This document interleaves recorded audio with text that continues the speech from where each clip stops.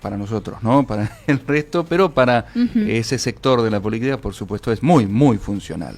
Sí, y es un personaje, ¿no? Que, bueno, en este contexto donde a Adorni ya poco le queda como vocero institucional, aparece, ¿no? Como un personaje pacífico que viene a hacer las paces, ¿no? Que viene a hablar en nombre de todos aquellos argentinos del bien que votaron a La Libertad Avanza, ¿no? Y te corregiría un verbo, no es que viene, vuelve. Vuelve. Porque ya lo hemos visto en esta actitud hace más de 20 años. Sistemáticamente. Sí. Bueno, ¿qué se presenta con esta ley de inviolabilidad de la propiedad privada? Ustedes dirán, bueno, ¿se va a proteger el salario de los trabajadores? Vamos. ¿Que es esa propiedad privada? No. Se va a proteger la propiedad privada de los dueños de las inmobiliarias, de aquel monopolio inmobiliario. A ver, ¿qué entendemos por propiedad privada? Exactamente, bueno, es un tema bastante complicado. Voy a repasar un poco qué se está trabajando con esta ley, ¿no? No hace falta decir que no se profundiza el bienestar, que no se vela por el bienestar de los trabajadores, sino que es una arquitectura diseñada para favorecer la rentabilidad inmobiliaria, ¿no? En principio con los desalojos express, ¿no? Ellos le llaman los juicios sumarísimos, que bueno, en un contexto ellos dicen, bueno, para estos ocupas los vamos a poder sacar más rápido. Sí. ¿Qué pasa? Bueno, en la Argentina, gracias a las cifras de INDEC, que refresco, es necesario actualizar los índices de medición del INDEC, aparece algo que es que destinamos entre el 40 y el 55% de nuestro salario a pagar el alquiler, ¿no? Muchos de los contratos de alquiler, cuando vos no pagás en tiempo y forma, te van sumando multas, sí, ¿no? Claro. Las tasas de interés, esas famosas tasas de interés.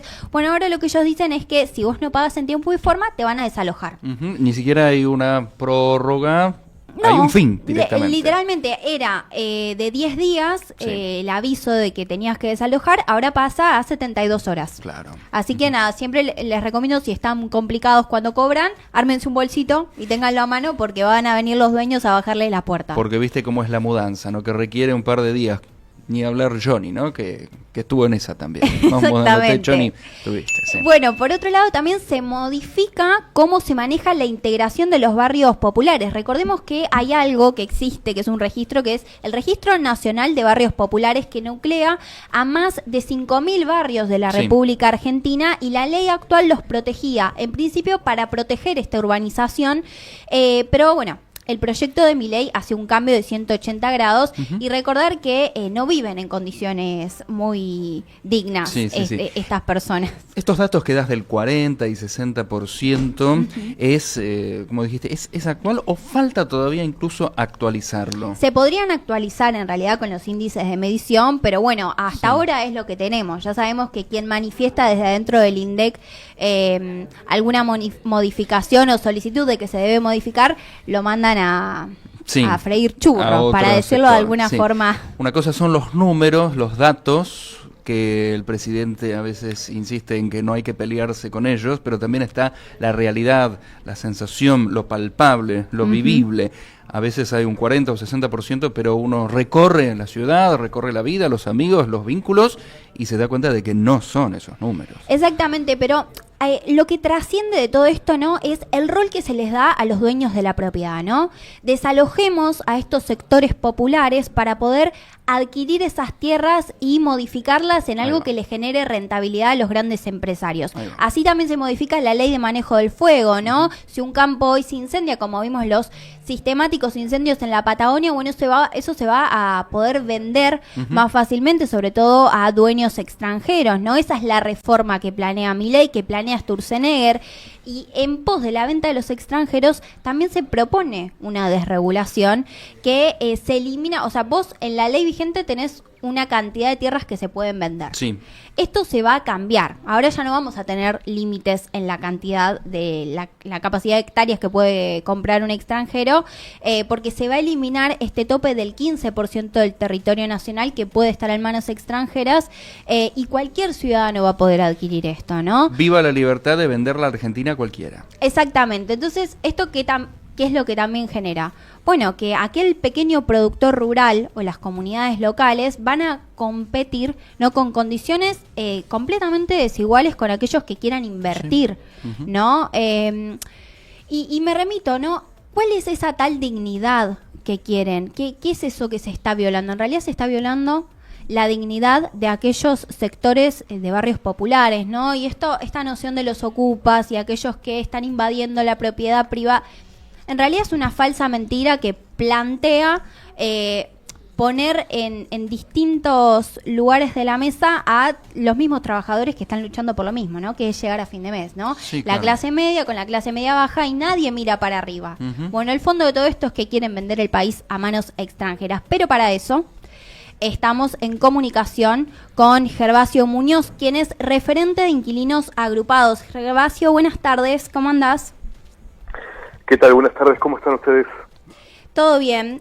Contame un poco, ahí estábamos repasando qué es esta ley, ¿no?, que quiere imponer el ministro de Desregulación Sturzenegger, esta ley de inviolabilidad de la propiedad privada.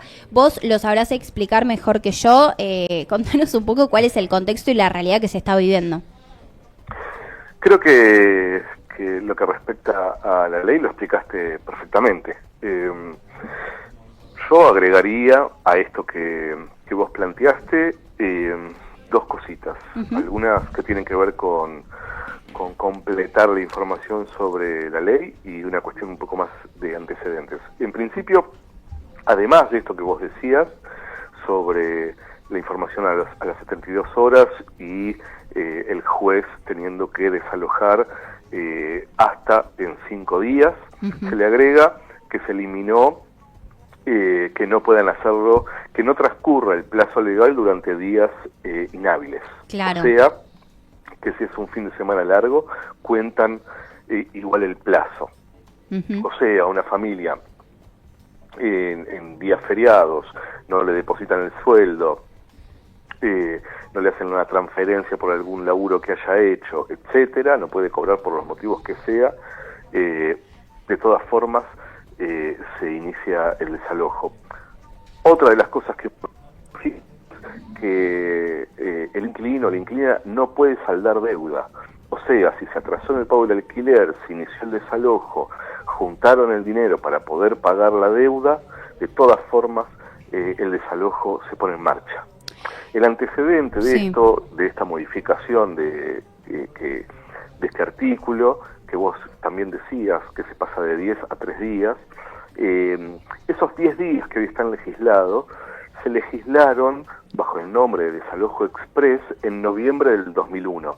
¿Quién llevó adelante esa modificación? También el gobierno de la Rúa, mientras que Sturzenegger era funcionario del Ministerio de Economía. Claro. Ahora ingresó la modificación de ese mismo artículo y Sturzenegger fue al Senado a defender esto que sería el ultra desalojo express, ¿no? En un contexto en donde lo primero que hicieron fue terminar con toda la regulación del alquiler de vivienda y luego el plan económico. O sea, primero generarle el marco legal al mercado inmobiliario para que fije las normas y las condiciones que quieran, lo que derivó en aumento del alquiler que más que duplica a la inflación, salarios planchados, y entonces en un clima de crisis económica y de crisis habitacional, lo que vienen a hacer ahora es garantizarle a los dueños de las viviendas que puedan desalojar lo más rápido posible cuando son ellos mismos, el gobierno nacional, el que generó todas las condiciones para que millones de familias que alquilan no puedan sostener el pago del alquiler. Claro. Es como una trampa, ¿no?, que generó las condiciones para después aplicar estas acciones. Es increíble. Totalmente, por eso digo que esto mismo se hizo en noviembre del 2001. Claro. Esto es, bueno, es como, sabes que muchos trabajadores lo que fueron diciendo es que el proyecto del gobierno nacional es un proyecto de muerte, ¿no? Porque en principio no tenemos soberanía alimentaria, después nos aumentan el transporte, después nos obligan a ser parte del pluriempleo, no nos pagan en tiempo y forma, lo que nos obliga a entrar en los índices de la pobreza. Y en ese sentido también aparece la modificación de cómo se maneja la integración en los barrios populares, ¿no? Que bueno, que el gobierno nacional obviamente los trata de ocupas. Y sabes que la otra vez me crucé con una nota de Juan Maqueira, que es el director ejecutivo de Techo Argentino, que nos hablaba un poco de la condición de vida de aquellos que viven en estos barrios populares, que ya de por sí es mala. Él hablaba de que más del 90% no tiene acceso a agua potable o agua corriente, ni acceso a cloacas, ni acceso a gas, y que el 60% tampoco tiene acceso a una conexión eléctrica segura. Por un lado eso, y por el otro lado, ¿qué plantea el gobierno nacional? ¿A dónde van a desplazar a todas estas personas, que se habla que son más de 5 millones de personas que quedarían en la calle, 2 millones de niños? ¿Hay algún proyecto de a dónde se los va a trasladar a estas personas o quedarán en Pampa y La Vida? No, por supuesto que no, que lo que buscan es que algunos sectores, luego de la modificación de la ley de RENAVAP, vendan a sectores privados y con eso llevar adelante lo que se busca hace tanto tiempo, que es expulsar a la gente de los lugares donde el mercado necesita suelo, ¿no? Me parece que eso es un poco lo que busca el proyecto de ley. Claro. ¿No? Y de sectores que, como decía Maqueira fue además una especie de ministro de Vivienda de Larreta. Claro. ¿No? Ahora, viste que como no los vota nadie, son todos buenos los exfuncionarios de Larreta. Sí, ahí aparece la rosca también. Sí, yo prefiero la memoria. Y entonces, cada vez que aparecen sectores o funcionarios que fueron responsables, no solo de la crisis habitacional, sino del proyecto político de Milei. Claro. ¿Sí? Como Maqueira o como María Migliore, que ahora hablan son muy bondadosos y te hablan de que pobre la gente que vive en barrios populares, etcétera, mientras ellos le entregaron la ciudad entera al mercado inmobiliario. ¿Sí? ¿Y por qué digo esto? Porque también hay una vinculación entre la política del mercado inmobiliario y la villa o el barrio popular. Si poder alquilar una vivienda en la ciudad requiere salario registrado, triplicar el valor del alquiler con el salario, tener 4 millones de pesos para ingresar, etcétera, etcétera, lo que se hace finalmente es generar las consecuencias para que tengas cada vez más habitantes en los barrios populares. Claro. Si los que viven en barrios populares, el 30% alquila, puede pagar una habitación en un barrio 400.000 pesos, 500.000 pesos. O sea, podrían tranquilamente pagar un alquiler en el mercado, ¿no? Claro. Pero las condiciones que fija el mercado para alquilar, al no estar en absoluto reguladas por el Estado, generan estas consecuencias. Entonces, yo creo que hay que tener una mirada un poco más valiente alrededor de nombrar por qué la gente vive en barrios populares. Si mientras gobernaron la ciudad, hace más de 20 años que gobernaron la ciudad, le entregaron a Eduardo Elstein todos los negocios inmobiliarios con suelo público, con edificios públicos. Bueno, es obvio, nunca regularon el precio del alquiler, nunca regularon el alquiler turístico, claro, porque no se querían pelear con sus amigos que eran parte del mismo proyecto político, ¿no? Del PRO. Bueno, las consecuencias obviamente van a ser cada vez más gente en villas y entonces ahí aparece el discurso de, bueno, pero los queremos integrar. Bueno, no vas a terminar nunca con el problema si no te peleas con el mercado inmobiliario, ¿no? En cambio, el gobierno nacional tiene una línea súper clara, un proyecto político para el poder económico y además lo dicen sin tapujos, no venden un discurso bondadoso mientras te liquidan, no, esos fueron mucho más sinceros y van por todo, sin dudas, por las tierras, como ustedes explicaban perfectamente, ¿no? Que se puede extranjerizar, que se puede incendiar para después hacer negocios inmobiliarios, puede terminar con la ley de bosques, y además, para lo que tiene que ver con las ciudades, el desalojo a los 5 días, ¿no? Y ¿sabes qué? Tengo otra pregunta más que tenía que ver con esta eliminación de la utilidad pública. ¿Qué rol? Viste que ellos ahora están hablando del federalismo y de hacer a la República Argentina un país más federal, ¿no? Sí, sí. Más policía federal. Sí, sí. De repente ellos quieren agrandar el país, pero bueno, también hay otra parte que es la realidad, que es que no se les ha retribuido la plata a los distintos municipios y a las distintas provincias. Entonces ahí hay como un doble discurso, ¿no? ¿Qué opinas respecto a eso? No, creo que, el primer capítulo del proyecto de ley de respeto e inviolabilidad de la propiedad privada, el título es increíble, lo que plantea es casi la anulación de la posibilidad de que el Estado pueda expropiar empresas, suelo, etcétera, si hay un fin superior, ¿no? Claro. Porque, por ejemplo, lo de YPF no se podría haber hecho. Claro. ¿No?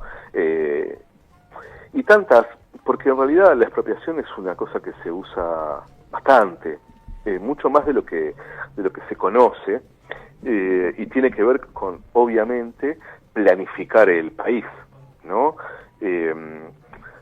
No sé si ustedes recordarán, pero la dictadura usó mucho esa ley de expropiación y después dejó todo abandonado, ¿no? Pero expropió un montón de viviendas alrededor del tren Sarmiento porque iban a construir una autopista. Para las autopistas, el trazado de autopistas que quedó, incluso hay documentales que narran este tipo de historias. Es tremendo, ¿no? El desguace que han hecho con viviendas para un trazado fantasma. Romper la ciudad en 2, en 3, en 8 mitades, ¿no? Sí, totalmente. Y bueno, digo, es la herramienta de la expropiación es usada por casi todos los gobiernos, porque obviamente cada gobierno quiere planificar y necesita planificar el país, ¿no?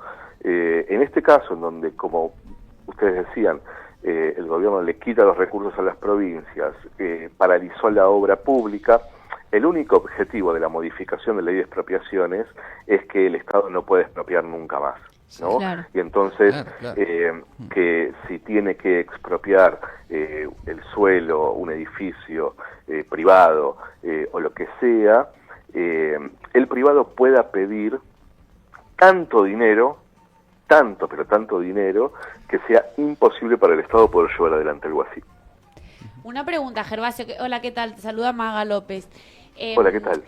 Al final la expropiación es una intervención completamente directa del Estado, ¿no? ¿Cómo puede justificar este gobierno que quiere como que el Estado se mantenga un poco al margen, según su teoría, que esto suceda? Porque al final, si sigue la misma pauta, ponerle otro gobierno que empiece, que sea más progresista y decide intervenir, al revés, justamente lo comentabas, lo que se mantiene al margen de este debate, que son, por ejemplo, los Airbnb, los alquileres de vivienda vacacional. Si se abre esta beta, se podría también intervenir eso en un futuro, ¿no? Y esa es una pregunta. Y otra, ¿cómo se justifica en pro de la libertad?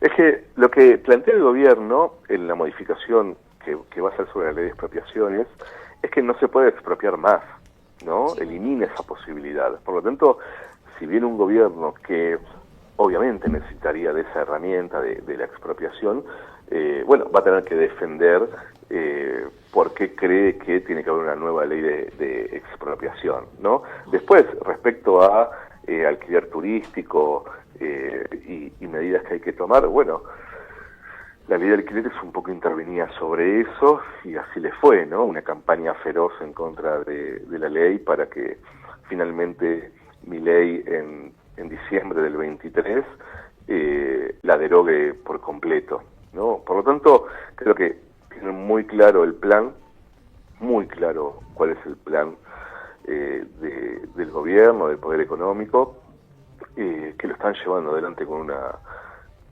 eficacia enorme, que las consecuencias son muy graves y que ojalá cuando cambie el signo político todo esto no se olvide y se repare todo el daño. Yo creo que sin dudas vamos a tener una ley de alquileres mucho más regulatoria que la que tuvimos hace unos años, y que además empieza a haber cada vez más conciencia alrededor de la farsa que es lo de la oferta y demanda como solución para problemas sociales, ¿no? Me parece que de a poco se está entendiendo que el Estado tiene que intervenir sobre el negocio de la vivienda activamente, ¿no?